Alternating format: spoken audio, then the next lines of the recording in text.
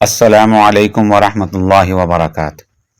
آپ دیکھ رہے ہیں ہمارا یوٹیوب چینل مولانا اشرف علی خان۔ میں ہوں محمد عثمان۔ ویورز، آج کے اس ویڈیو میں ہم جانیں گے حضرت ابو طلحہ انصاری رضی اللہ تعالی عنہ کا مختصر سا تعارف اور زیارت کریں گے اس مقام کی جہاں آپ رضی اللہ تعالی عنہ کا کنواں ہوا کرتا تھا، جسے بئر حا کہتے ہیں۔ اس مقام کی زیارت کا بہترین راستہ یہ ہے کہ آپ صحن سے گیٹ نمبر 21 کے ذریعے داخل ہوں۔ اس وقت میں مسجد نبوی میں ہوں اور یہ میرے بالکل سامنے کی طرف، یہ کیمرے میں تو شاید نظر نہیں آ رہا ہوگا، یہاں سے وہ پرانی مسجد کا حصہ وہ نظر آ رہا ہے وہاں سے، اور میں اس وقت کھڑا ہوں گیٹ نمبر 21 کے سامنے۔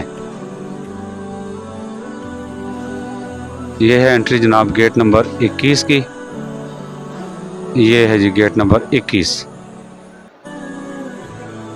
یہ کنگ فہد گیٹ، یہ کنگ فہد گیٹ ہے، یہ ہے جی king Fahd gate, gate number 21۔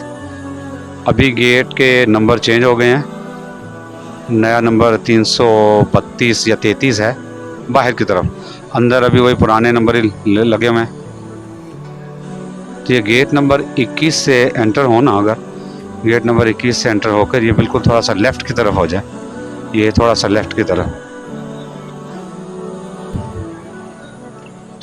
تو یہ یہاں پر اگر ہم کھڑے ہوتے ہیں اس پوزیشن میں کہ گیٹ نمبر 21 اور یہ گیٹ نمبر 22، یہ رہا گیٹ نمبر 21 اور گیٹ نمبر 22، ان دونوں کے یہ 22 ہے اور یہ 21، ان دونوں کے سینٹر میں یہ جو دیوار ہے، اس دیوار کے پاس ہم کھڑے ہوتے ہیں قبلہ رخ۔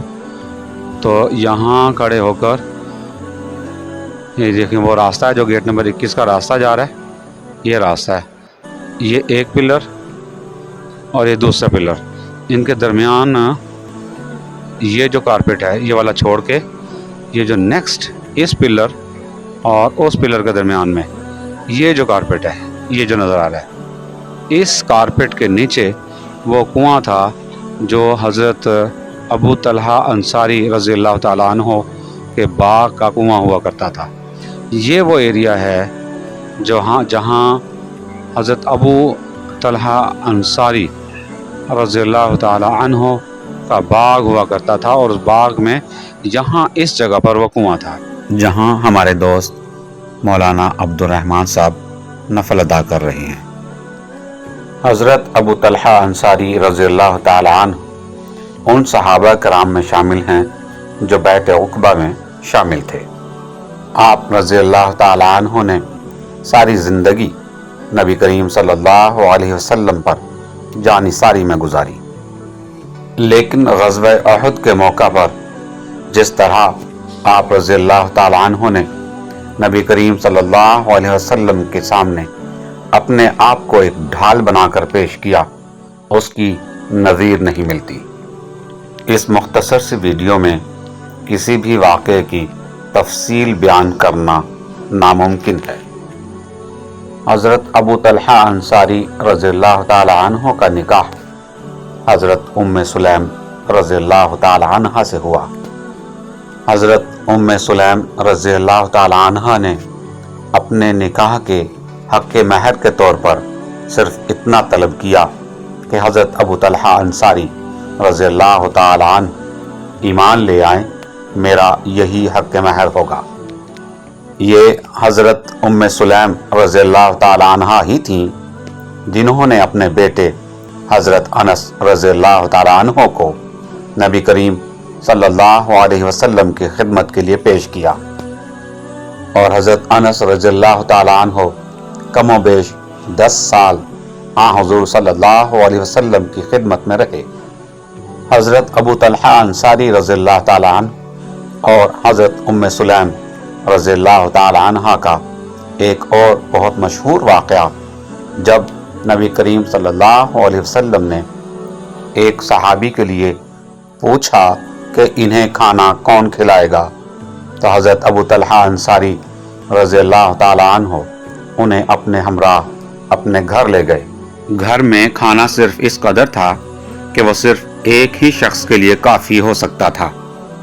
آپ نے بچوں کو بہلا کر سلا دیا اور اپنی بیوی سے کہا کہ جب کھانا کھانے لگیں تو آپ چراغ ٹھیک کرنے کے بہانے بجھا دینا، اور مہمان کے ساتھ اس طرح بیٹھے رہے گویا آپ کھانے میں شریک ہیں۔ اس طرح مہمان کو کھانا کھلا کر دونوں میاں بیوی اور بچے بھوکے رہے۔ اس مہمان نوازی پر اللہ تعالیٰ بہت خوش ہوئے اور حضرت جبرائیل علیہ السلام کو بھیج کر نبی کریم صلی اللہ علیہ وسلم کو خوشخبری بھی سنائی۔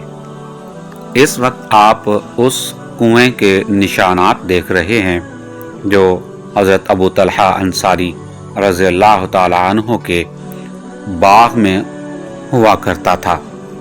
آپ رضی اللہ تعالیٰ عنہ کا باغ مدینے کے سب سے زرخیز باغوں میں سے ایک ہوا کرتا تھا۔ کہا جاتا ہے کہ ایک مرتبہ آپ رضی اللہ تعالیٰ عنہ اپنے باغ میں نماز ادا کر رہے تھے۔ باغ اس قدر زرخیز تھا کہ ایک پرندہ باغ میں پھنس گیا اور اس پرندے کو باہر نکلنے کا راستہ نہ ملتا تھا۔ آپ رضی اللہ تعالیٰ عنہ کا دھیان اپنے باغ کی زرخیزی کی جانب چلا گیا تو حضرت ابو طلحہ انصاری رضی اللہ تعالیٰ عنہ نے وہ باغ اللہ کے راستے میں وقف کر دیا۔ بیرحا اسی باغ میں ہوا کرتا تھا جو ترکی دور تک قائم رہا۔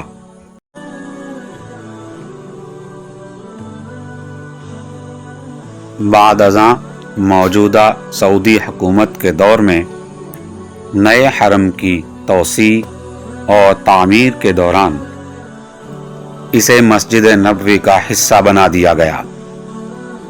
کرونا وبا کے دوران جب حرمین شریفین سے قالین اٹھا لیے گئے تو اس وقت ہر خاص و عام نے اس مقام کی زیارت کی جہاں یہ باغ اور یہ کنواں ہوا کرتا تھا۔ زیر نظر یہ دائرے بیرحا کی نشانی ہیں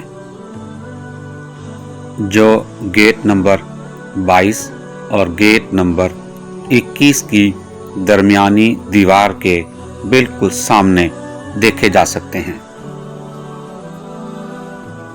کرونا کے بعد اب پھر حرمین شریفین میں قالین بچھا دیے گئے ہیں، لیکن بہرحال بیرحا کی ایک اور نشانی یہ ہے کہ گیٹ نمبر 21 اور 22 کے درمیان پلر نمبر 1241 اور 1242 کے درمیان یہ وہ مقام ہے جہاں بیرحا ہوا کرتا تھا۔ حضرت ابو طلحہ انصاری رضی اللہ تعالیٰ عنہ سے متعلق یہ بھی کہا جاتا ہے کہ انہوں نے اپنا باغ اس وقت رسول پاک صلی اللہ علیہ وسلم کو وقف کر دیا جب اللہ تعالی نے یہ آیات نازل فرمائیں، لَن تَنَالُوا الْبِرَّ حَتَّى تُنْفِقُوا مِمَّا تُحِبُّونَ، تم ہرگز نیکی کو نہیں پہنچ سکو گے جب تک تم اللہ کی راہ میں اپنی محبوب چیزوں میں سے خرچ نہ کرو۔ اور حضرت ابو طلحہ انصاری رضی اللہ تعالی عنہ کو کیونکہ اپنا یہ باغ بہت محبوب تھا، اسی لیے آپ نے اپنے اس محبوب باغ کو اللہ تعالی کی رضا کے لیے نبی کریم صلی اللہ علیہ وسلم کو وقف کر دیا، جس پر آپ صلی اللہ علیہ وسلم نے فرمایا کہ آپ اسے اپنے رشتہ داروں میں تقسیم کر دیں۔ اس واقعے اور پرندے والے واقعے میں تضاد نہیں ہے، بلکہ بہت ممکن ہے کہ دونوں واقعات ایک ہی وقت میں رونما ہوئے ہوں۔ بہرحال حضرت ابو طلحہ انصاری رضی اللہ تعالی عنہ کی زندگی قربانیوں سے بھری پڑی ہے، یہاں تک کہ عمر کے آخری حصے میں ضعیف ہونے کے باوجود آپ ایک جہاد میں شریک ہوئے اور سمندری سفر کے دوران اپنے خالق حقیقی سے جا ملے۔ خشکی پر پہنچنے کے بعد جب آپ کو دفنایا گیا تو کئی روز گزرنے کے باوجود آپ کا جسم اطہر تر و تازہ رہا۔ میں امید کرتا ہوں آج کی یہ ویڈیو بھی آپ کو بہت پسند آئی ہوگی۔ مزید دلچسپ ویڈیوز اور اصلاحی اور علمی بیانات کے لیے ہمارا چینل سبسکرائب کر دیں۔ بہت شکریہ۔ انشاءاللہ بہت جلد کسی اور ویڈیو میں آپ سے ملاقات ہوگی۔ تب تک کے لیے اللہ حافظ، فی امان اللہ۔ السلام علیکم ورحمۃ اللہ وبرکاتہ۔